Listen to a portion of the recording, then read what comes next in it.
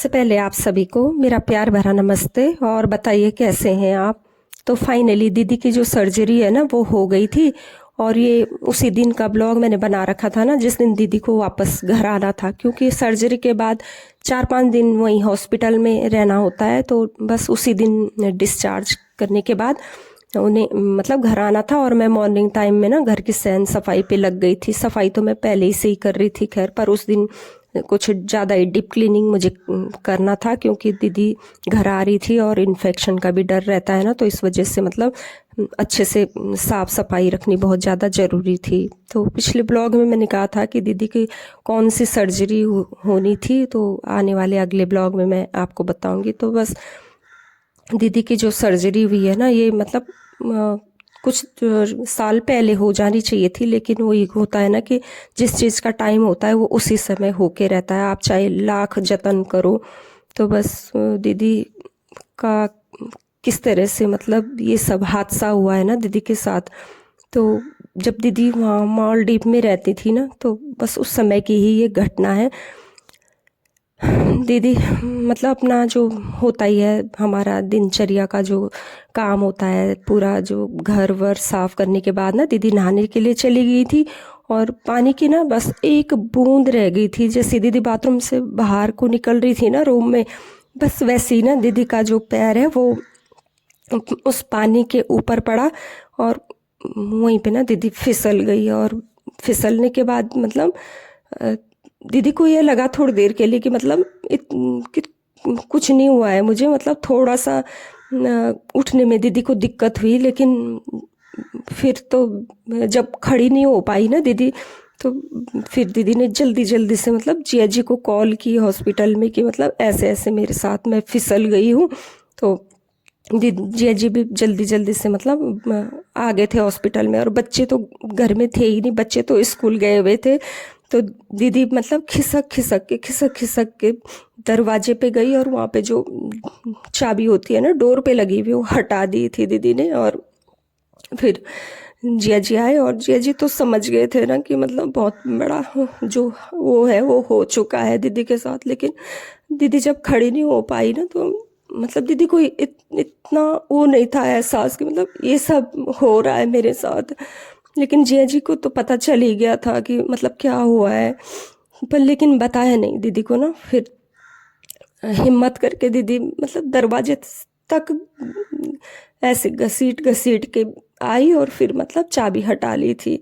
फिर उसके बाद हॉस्पिटल ले गए और एक्सरे वगैरह वहाँ पे करवाया। तो बस एक्सरे करवा के फिर उसमें जो दीदी का फीमर नेक है ना वो फ्रैक्चर हो गया था। तो बस ये कहूँगी कि ये तो दीदी की दूसरी ज़िंदगी थी, और अब जो ये सर्जरी हुई है तीसरी ज़िंदगी मिली है मेरी दीदी को। और इतनी स्ट्रांग है ना दीदी, सच में बहुत ज़्यादा स्ट्रांग है। वो दुख दर्द मैं बयां भी नहीं कर सकती हूँ यहाँ पे ब्लॉग में ना। तो बस उसके बाद नेक्स्ट डे जब ले गए हॉस्पिटल, तो वहाँ पे ना वो मतलब जो नेक फीमर है वो फ्रैक्चर हो रखा था। तो वहाँ पे एक सर्जरी हुई दीदी की, जिसमें कि 2 स्क्रू डाले गए दीदी के उसमें ना, ताकि जो जॉइंट वो ना जॉइंट हो सके और दीदी स्टेबलाइज हो जाए। तो इस तरह से मतलब उस समय 2 स्क्रू डालने के बाद फिर डॉक्टरों ने यही सजेस्ट किया कि मतलब अभी जो स्क्रू डाले हुए हैं इन्हीं से काम चल सकता है, लेकिन बड़ी सर्जरी तो होनी ही थी। लेकिन ये सजेस्ट किया गया डॉक्टर की तरफ से कि मतलब अभी जितना हो सके आप सर्जरी मत कराओ, इसी के उस पे मतलब कुछ साल आप आराम से मतलब निकाल सकते हो। तो बस इतना सब कुछ हो गया था दीदी के साथ, और हमें तो बताया भी नहीं था जब ये घटना दीदी के साथ हुई। तो जब दीदी के फ़ोन पे हमारी बातें होती थी, वीडियो चैट होते थे ना, तो मतलब आवाज़ से तो पता चल ही जाता था, लेकिन दीदी ना अपने आप को छुपा के रखती थी। बस जो ये फेस वाला पार्ट है ना वही वही दिखाती थी दीदी हमें। लेकिन हमें क्या पता था कि दीदी 4-5 महीने से मतलब बिस्तर पे मतलब ऐसे लेटी हुई और कुछ भी मूवमेंट नहीं कर पाती थी मेरी बहन शुरू शुरू में ना। और फिर उसके बाद जब बेंगलोर आना था दीदी को इसी चीज़ के लिए कि मतलब सर्जरी की वजह से ना ये आए थे बेंगलोर। तो उस समय दीदी ने मुझे फ़ोन करके बताया, क्योंकि दिल्ली आना था दीदी लोगों को। तो फिर मतलब 4-5 महीने तक तो हमसे ये बात छुपा के रखी, लेकिन जो मेरी उत्तरकाशी वाली दीदी है ना, उनको तो बताती थी दीदी ने ये बात कि मतलब ऐसे ऐसे हुआ। तो हाँ, ये लगा लीजिए कि 2-3 दिन पहले, मतलब दिल्ली आने से 2-3 दिन पहले दीदी ने मुझसे मतलब ये बात कही कि मैं तुझसे कुछ बोल रही हूँ, सुन लेना और आराम से वो मतलब मन को वो मत करना। तो फिर दीदी ने कहा कि ऐसे ऐसे मतलब मैं गिर गई थी और ये सब। और बस उसके बाद मुझे इतना ज़्यादा मतलब मैं अपने को बिल्कुल भी संभाल ही नहीं पाई। वहीं पे मुझे चक्कर आ गए थे और इस तरह से मतलब वही दिमाग के अंदर छाया रहा कि मेरी बहन कितना मतलब स्ट्रांग थी। और स्ट्रांग तो अभी भी है दीदी। इतना मतलब स्क्रू लगे हुए थे दीदी के, उसके बावजूद भी मेरी बहन इतना ज़्यादा मतलब घर को, पूरे घर को संभाला हुआ था दीदी ने ना, और अभी भी संभाल रही है। तो बस माता रानी की कृपा से ये सर्जरी भी हो गई। और ये कहूँगी कि दीदी को ये तीसरा जन्म मिला है। 2 जन्म तो हर किसी के होते हैं, लेकिन मेरी बहन को ये तीसरा जन्म हुआ है। इस तरह से मतलब दीदी की जो फाइनल जो सर्जरी थी वो हो गई थी। तो बस यही थोड़ा सा मैं यहाँ पे आपसे शेयर कर रही थी।